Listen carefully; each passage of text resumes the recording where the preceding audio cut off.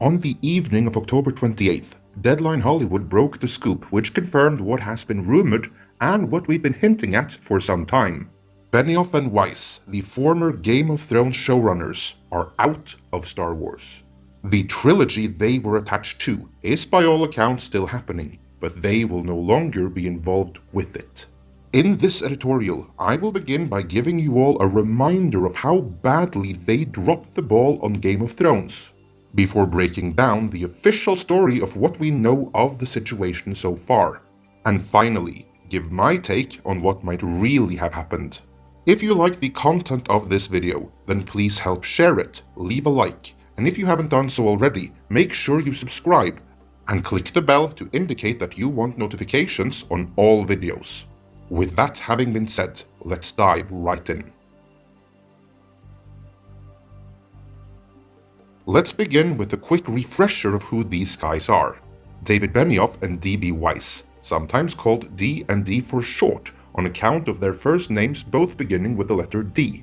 Other times called Dumb and Dumber for long, for reasons which soon shall become apparent, are most known as the showrunners behind HBO's Game of Thrones.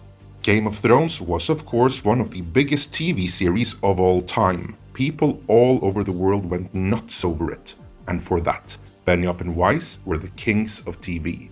But all they had to do really was adapt the excellent source material by George R.R.R. Martin. The earlier books were pretty straightforward and could be adapted almost literally. It was on the strength of these earlier seasons that Game of Thrones picked up such a huge following, and they gained such popularity and respect within the industry.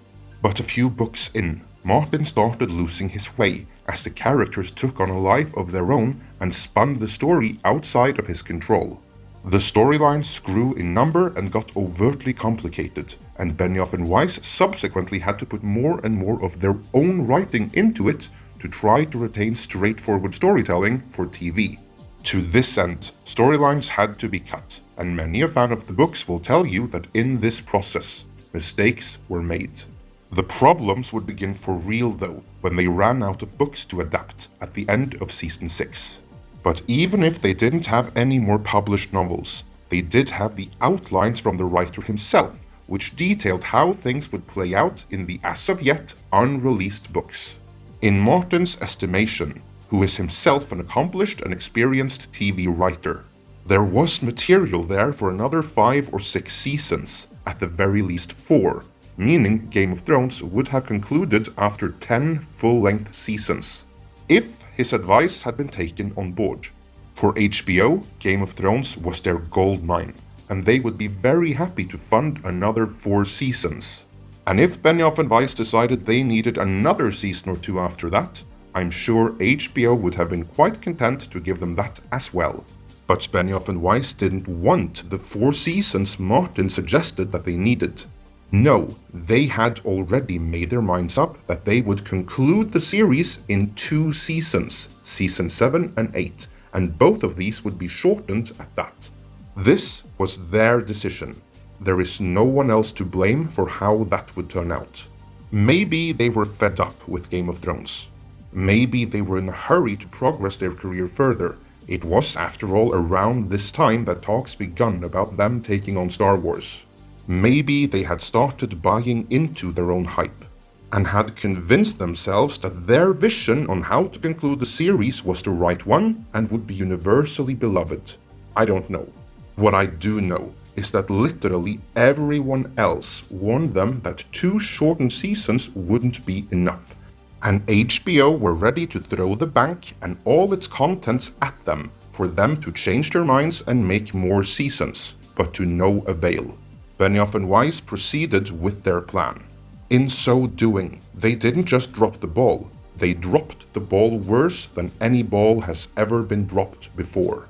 Over the course of those 2 rushed seasons, all characters that had been so meticulously developed during the previous 6 seasons ceased to be characters and instead became devices to rush the plot to its unsatisfying conclusion. A conclusion which only was unsatisfying because of how rushed and therefore how forced it was. Over the course of the final few episodes, Benioff and Weiss utterly destroyed Game of Thrones and its legacy. Everything they had done in the first 6 seasons was undone in the last 2, and Game of Thrones will forever be remembered as the great disappointment it ended on, rather than the thrill it started out as. That is their legacy. And with that introduction to Benioff and Weiss out of the way, let's see what's going on with them and Star Wars. On October 28th, Benioff and Weiss became the latest in a long line of filmmakers to leave Star Wars. I think there might have been more filmmakers who've left or were made to leave Star Wars than actually completed a project by now, but that's neither here nor there. What is relevant though is that on August 7th of this year, so nearly 3 months ago, Benioff and Weiss closed a $200 million deal with Netflix, which would see them develop original movies and TV series for the streaming giant for the next 5 years. According to Deadline Hollywood, this Netflix deal is the reason they dropped out of Star Wars. Taking on Netflix and Star Wars at the same time was just too time-consuming, so they dropped out of Star Wars to focus on Netflix. Lucasfilm were most gracious about this. In a statement on Monday, Kathleen Kennedy said, "David Benioff and Dan Weiss are incredible storytellers. We hope to include them in the journey forward when they're able to step away from their busy schedule to focus on Star Wars." So that's it. That's the official story. They dropped out because they have too much on their plate. So there is nothing to see here, people. Move along. But do you really believe that's all there is to it? Let me first say that it's entirely possible that this is accurate.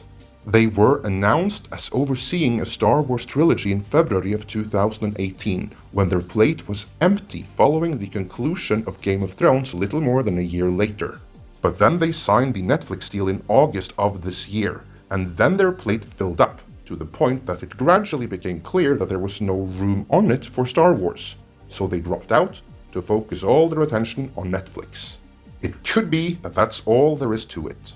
However, I cannot help but speculate that key people in Disney, i.e. Bob Iger, might have started second-guessing the decision to bring Benioff and Weiss on board. They were announced for Star Wars in early 2018, but in the spring of 2019, the final season of Game of Thrones was released, and everyone hated it. Benioff and Weiss lost all the fan goodwill they had going for them. Before, Star Wars fans were excited about the prospect of them taking on Star Wars. After, fans didn't know which was worse, Rian Johnson or them. Bob Iger is likely aware of this. If they then handed in some early drafts which failed to blow him away, he might have started considering his options. And remember, Iger has previously made it clear that where Star Wars is concerned, the buck stops with him. Kathleen Kennedy is just there for the optics of the situation, so he has the final word. The Netflix deal came together in August, less than 3 months ago. Different studios were courting them, so there is, in and of itself, nothing suspicious with that. But I find it puzzling that this deal would take up so much of their time that they couldn't do Star Wars. On the contrary, I would think that Netflix would want them to have the time for Star Wars, because those Star Wars movies would be very high-profile releases.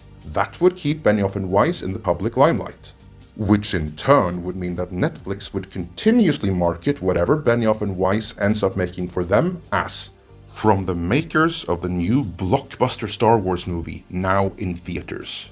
To put it bluntly, Benioff and Weiss dropping out of Star Wars isn't just a missed opportunity for them, it's a missed marketing opportunity for Netflix.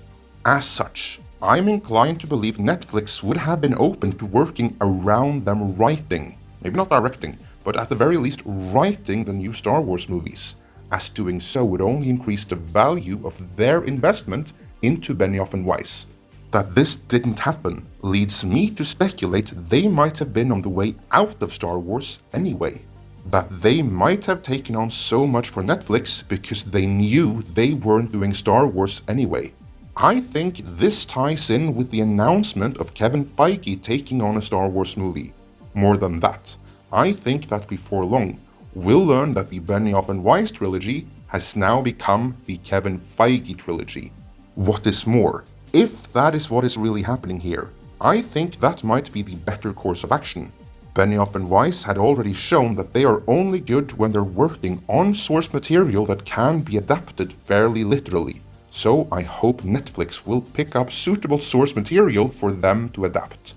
Giving them too free reins certainly didn't work out all that well for Game of Thrones. While Dany kind of forgot about the Iron Fleet and Euron's forces, they certainly haven't forgotten about her. But that is just me speculating. At the time of making this, I have no further actual knowledge than what has been published by the media. So what do you think? Did they drop out of Star Wars because they had too much to do for Netflix? Or did they take on so much for Netflix because they were already out of Star Wars? Either way, what do you feel about it? Let me know in the comments.